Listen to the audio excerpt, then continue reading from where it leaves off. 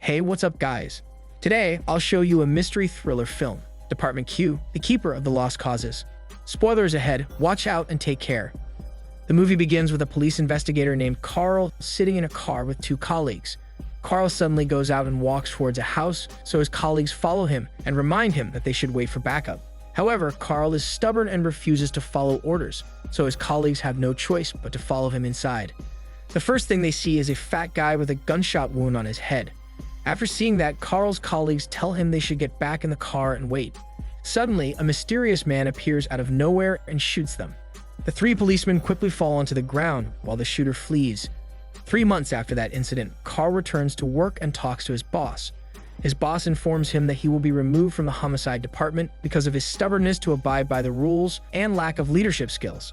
Also, his other colleagues do not want to work with him because of his attitude. Then the boss says that there is a new department called Department Q. The department handles cases that have been unsolved for 20 years, and Carl's job would be to go through the cases to find any errors.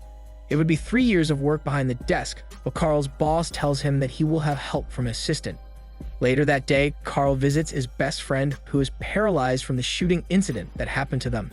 Carl shares that his wife ended things with him after the incident, while his best friend expresses that he has lost hope of getting better and he is just waiting for death. The following day, Carl goes to the new department and he meets his assistant, Assad. Assad warmly welcomes Carl and he says that he had taken the initiative to tidy up Carl's office. Assad says that he chose some cases for them to start with. However, Carl rudely says that sorting out unsolved cases is a job for people near retirement.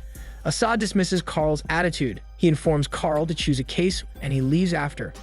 Carl looks at the posted pictures on the wall and a case about a female victim catches his attention. Following that, Carl starts to reinvestigate the case with Assad's help. The case happened 5 years ago, and based on the report, the victim went on a ferry with her mentally disabled brother and committed suicide by jumping from it. However, the victim's body was never found. Carl does not believe that the victim would go on a ferry with her brother and commit suicide for no reason. Then the scene transitions back to the day before the victim's disappearance. The victim was an important member of the Parliament Department, and at home, she was a loving sister to her brother. Then the scene transitions back and forth between the present day and the events before the victim's disappearance. Carl and Assad read the witness's statement about seeing the victim and her brother on a ferry. A witness saw them fighting on the deck, and after that, other witnesses saw that the victim was alone in the cafe, while a man saw the brother with a guy in a dark raincoat. Then the victim went to the container parking lot and she found her brother there. The victim walked towards her brother, and suddenly the man in the dark raincoat came out and put his handkerchief doused with chloroform over the victim's face. Right then, the victim lost consciousness. Seeing that, the brother repeatedly pounded the car in front of him. Afterward, the victim woke up in a dark room and immediately worried about her brother. The victim pounded on the door and windows, but no one answered until a bright light enlightened the room. Then a man's voice informed the victim that she was inside a pressure chamber. There were 2 buckets on the floor for food and toilet, and she was told they would be replaced every day using the hatch. The victim pleaded to let her out, but the man refused and increased the pressure by 2 atmospheres, which caused pain to the victim. After that, the light went out, while the victim had no choice but to endure the pain. Later that day, Carl meets up with another detective that handled the victim's case. Carl rudely asks about the case, so the detective leaves him without answering. The following day, Carl and Assad go to the nursing home where the victim's brother is staying. On the way to the dining room, the psychiatrist informs them that the brother got into a car accident when he was 8 and that provoked brain trauma, which is the leading cause of his current mental state. The brother lost his parents that day and cannot accept that it happened. After his sister's disappearance, his condition worsened. Then the psychiatrist warns them that if they ever upset the brother in any way, there is going to be a problem. Carl then sits with the brother, while Assad stays at the door to observe them. Carl immediately asks him a series of questions. However, the victim's brother does not even look at Carl because he dislikes new voices. Carl persistently instructs him to look and talk to him, but he remains unmoved, so Carl and Assad had no choice but to leave the place. The following day, Carl and Assad visit a man who was once involved with the victim. The man worked in the government and he had a secret relationship with the victim, even though he was married. The man is confused why the victim's case was reopened, but Assad and Carl refuse to tell him why. Later that day, Assad decides to visit the victim's brother alone to get to know him better. On the other hand, Carl meets up with the victim's former secretary at a bar. Carl asked about the men in the victim's life because he theorizes that someone close to the victim committed the crime. So the former secretary shares that a month before the victim disappeared, the victim got involved with a man while they were at a Congress gathering in Sweden. Then the scene transitions to the victim counting her days in the pressure chamber. Every day, the victim cites the date, her name, and her brother's, and she reminds herself that she can survive. The man congratulates the victim for surviving, and he increases the pressure again, which causes pain to the victim.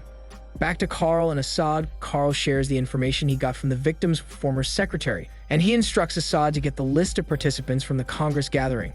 Within that day, Carl and Assad receive the list of participants, but they are by invitations and pictures. They quickly get into work and sort out the invitations using the participants' gender. After that, Carl calls the hotel management and asks for the event's pictures. Assad consistently visits the brother so that he can soon recognize his voice.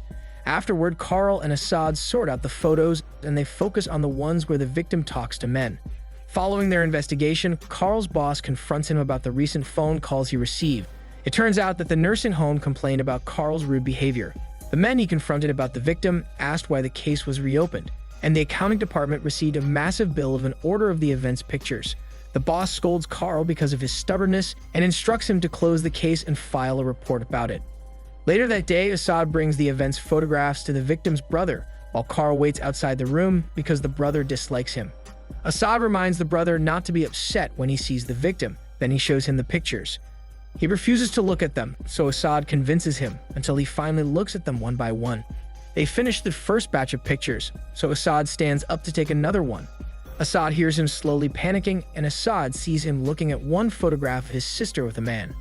Assad quickly grabs it and realizes that the brother recognizes the man's face because it is the same man in the raincoat from the ferry. The brother continues to breathe heavily, and suddenly he attacks Assad. The nurses immediately go inside to calm the brother. Following that, Carl and Assad go through the images one by one until they finally match the photographs. Then they search for the written name on the invitation from the list, and they discover that the man's name is Daniel. The scene transitions back to the victim, who now looks thin and older. The victim suffered from a toothache, so the man gave her a pair of pliers through the hatch. Without anesthesia, the victim painfully takes out her tooth, which causes bleeding. The victim sees the blood and spreads it on the window, which angers the man. The man instructs the victim to clean it, but she refuses.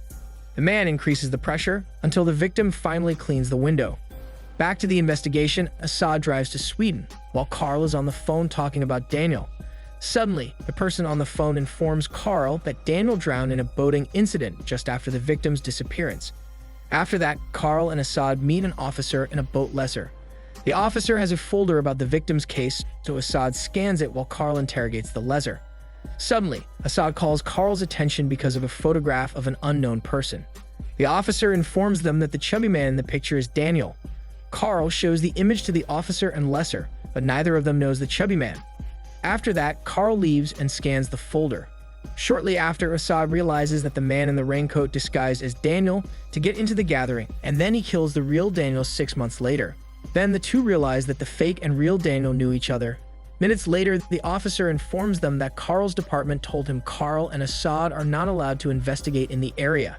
As expected, Carl refuses to give the folder, but the officer is persistent, so Carl takes a few pages and hides them before getting the folder back. After that, Carl and Assad go to a storage room to talk to Daniel's partner. Carl informs him that Daniel may have been involved in the victim's case. Then Carl shows the picture of the fake Daniel, and the partner tells that it is a man named Lass who grew up with Daniel at an orphanage. Then, as expected, there are police waiting for them outside. The scene then transitions to the victim cursing the man. The man tells the victim that he will turn on the lights outside for half a minute so the victim can see him. The victim slowly walks towards the window and is shocked to see Lass's face. The victim reminisces about her moments with Lass, and it angers her because it turns out that she has known her kidnapper all along. Back to Carl and Assad, Carl's boss castigates reckless actions and rude behavior, so he decides to suspend Carl and Assad. Later that day, Carl goes to Assad and tells him that he needs to know what happened to the victim. Assad agrees and shares the orphanage where Lass grew up to continue investigating. The following day, they visit the orphanage, and one of the workers says that Lass was violent as a child, and only Daniel hung out with him. Then another worker looks up Lass's file and finds that Lass has been living with his disabled mother, It turns out that Lass's family got into a car accident that left his father dead and her mother disabled. That results in Lass ending up in the orphanage.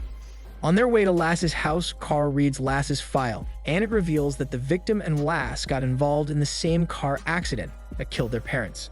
Then, a flashback shows two cars running on the road. The little boy Lass, with his family in a car, sees the victim in another car putting her hands on her mother's eyes as a joke.